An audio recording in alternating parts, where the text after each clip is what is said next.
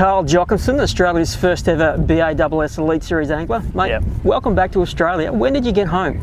I got home right on the start of November, so I did a little surprise. Didn't tell my family or any of my friends that I was coming home, and just right at the last minute I had everything organised and made it home for my cousin, who's a professional boxer, and got home and watched him weigh in and kind of surprised my mum and dad, my sister, and it was pretty cool. Surprises are always nice. Yeah. What have you been doing since you've been back? It's been, when I come home, you know, people see a lot, you know, I like to go fishing, I want to see my family and my friends and catch up with everyone, but the, you know, really every single day I'm going actually pretty hard to make next year work, but, you know, I try and squeeze as much fishing and family and friends time in as I can as well. Now, it's been a monumental year. Were you nervous, especially that first event? Yeah. How were you when you walked into that first briefing and you're surrounded by the who's who of tournament bass fishing? Yeah, it was a funny year, you know. Like I've probably never been nervous for almost anything in my life. You know, everything takes so much time that by the time big things would come, I'd always be ready. Heading straight into the Elite Series this year, so many things happened right near the end to make sure I was ready. I really wasn't ready for the Elite Series, you know. Like my preparation and my boat and everything came together within days leading into it, and that was kind of a recipe for disaster, but I got through it, and the lessons I learned through it were massive. But really I was just, you know, in awe to be there, and also, you know, a lot of excitement, and just it's one of those things where you just really can't believe you're there. Like it's just happening, and you're there with Van Dam and Skeet Reese, Iconelli, guys you read books about and videos when you're a kid, and next minute you're in the room with it, and it just happened. It was really a strange feeling. Now, it wasn't an ideal start, that first day of your first event. Yeah.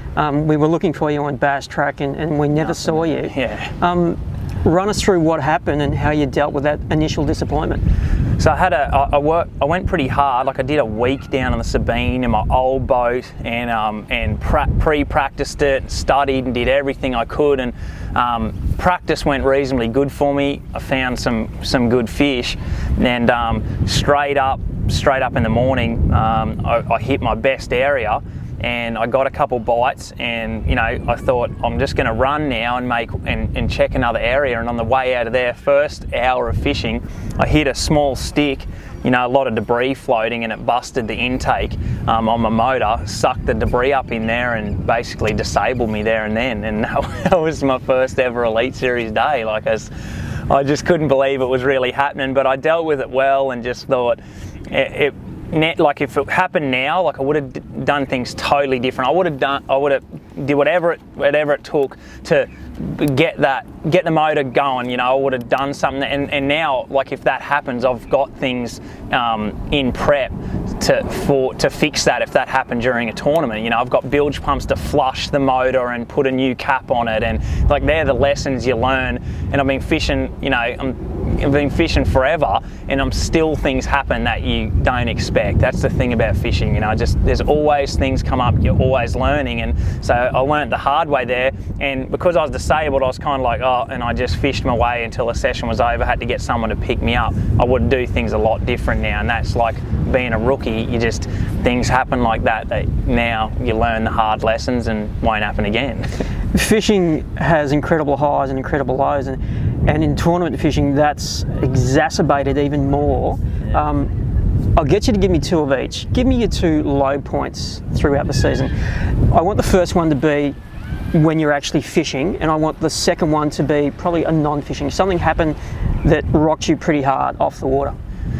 Yeah, that's a good question, because like, yeah, the highs are so unbelievably high, it's out of control, and that is the thing that feeds you so much to want to go back and get that feeling again, because it's just so good. But the lows are unbelievably low, and you know, fishing wise, you know, just the biggest one was Chesapeake Bay.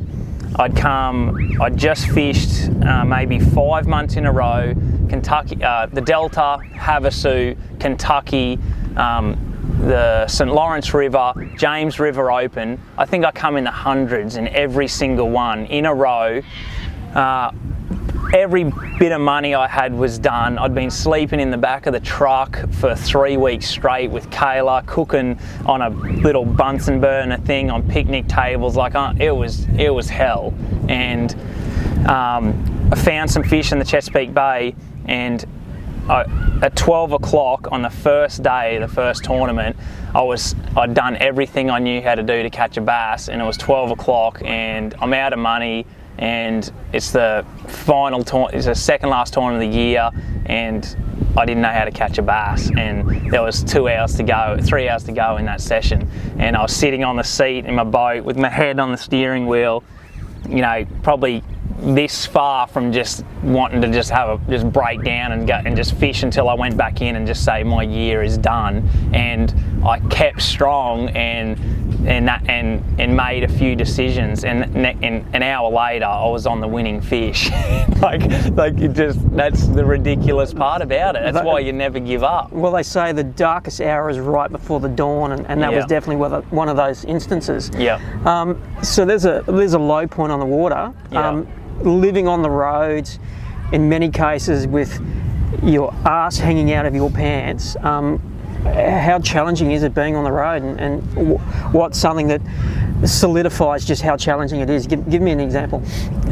There's probably too many to pick one. My brain's like running flat, but it's probably, you know, something like along the lines of, not having the money to pay the next payment, not having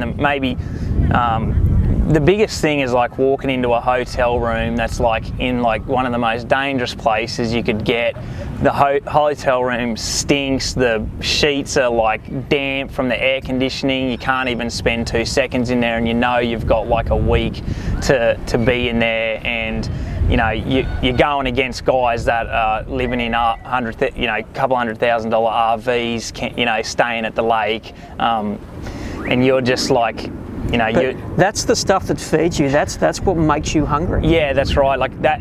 Like when I get in some of those hotel rooms, I did not want to be there, and I use that as fuel to be like, this is going to be the one that is going to stop me from ever having to be in this, cheap hotel room in the middle of some city. That's. So we've talked about the low points. Give me your 2 standout moments of 2015. Yeah, the 2 highs. There was only 2, and what was crazy is like, people see the whole year, and out of my whole year, this year was the toughest year of my entire life. My entire career, I had more lows and more low time than I can ever imagine, and it was my rookie year on the elites. And I don't show that as much, through social media and everything that happens, but out of now almost a year of the hardest work I could possibly ever put in, there was Gunnersville and a couple days on Chesapeake Bay, and they were only individual days that happened. Before that, it was a lot of high stress and until I actually got to the final day cut. But yeah, Gunnersville practice and everything went well. First day went well, but that second day probably was the pinnacle, and then catching 26-10 and jumping into 3rd place, and then just having Australia watching me back home in those last 2 days. It was, you think about dreams and fairy tales, and that's about as good as it could ever get for me. I honestly did not want that week to end. That was the greatest week of my life, and what was frustrating is after that the high remained there, but only 2 weeks later was like the delta, and then it was like 106, and it's like boom, get that in. It's just like that week's over. Now you've just like welcome back to reality. Welcome back, and that was a tough one. And then the second one for sure was Chesapeake Bay, just being so down and out. Like I wasn't down and out at Gunnersville. I still had, I come 110th at Sabine, a few weeks earlier. But I knew I could jump back. I knew I could make a comeback, and to do that was massive for me that whole week. But the Chesapeake, I was still riding on the high that I was on the elites, and I still had money and everything was going well. So, but by the time Chesapeake Bay came, I was as down and out as you could possibly imagine. And in 3 days practice, I had 2 bites in practice Chesapeake Bay, and then on the day of the tournament, the first day, I have no fish by 12 o'clock, and there could not be a lower point to not know what I was doing there, why I was there. Like, I just felt like I almost didn't deserve to be there, and I was probably going to go home, have to like go home or do something straight after that event. And an hour later, I knew I'd found fish that could win the event. I learnt so much from that because I worked so hard. And then, and by that 12 o'clock, I'm thinking, there's nothing more I can do. I can't imagine doing any more than I can do, and it's still not good enough. But because I didn't let go and I didn't give up, it suddenly everything changed. So I learnt so much from that event. So you've given us a collection of your low points and your high points. Putting them all together, yeah. How would you rate your year from a 1 to a 10? In your mind, 10 of course being the best, yeah. Where does 2015 fall on that scale for you? There was just such a long period of, doing it really, really tough. And so, like, this was the biggest growing year of my life, my biggest lessons learned, and because being at that top level, everything is exaggerated. So, I've finally made it to the elites, and all of a sudden I'm in like probably the worst position I felt like I'd ever been in. And the highs were 10 out of 10, and yet my lows were probably the lowest I've ever been. So looking back at it now, I'd say my year was phenomenal. I'd give it like a 8 out of 10 because winning an event or making a classic would be 10 out of 10. But those lows were so. If you looked back and you asked me after those events or just straight after the season, I'd come out of it like a plucked chicken. I looked like I'd just come through. I was pretty ragged by the end of the season. I was ready to have a rest.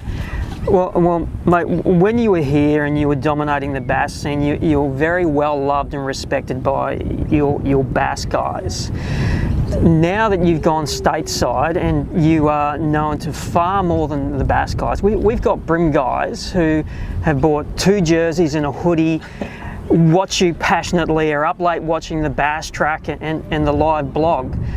We've got guys here that follow you heavily and they've never met you. They just know you as Carl Jocumsen, the elite guy.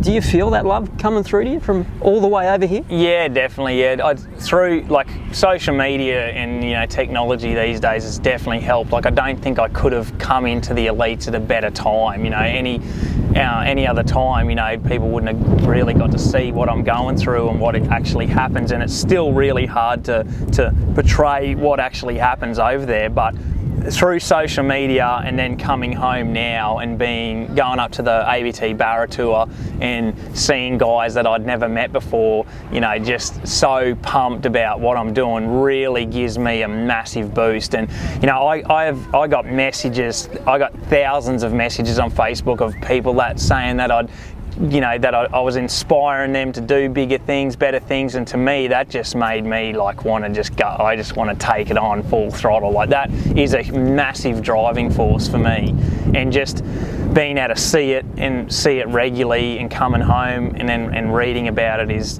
a big boost for me. That's what it's all about. Well, the Carl Jocumsen army is definitely growing, and we're going to see it grow again next year.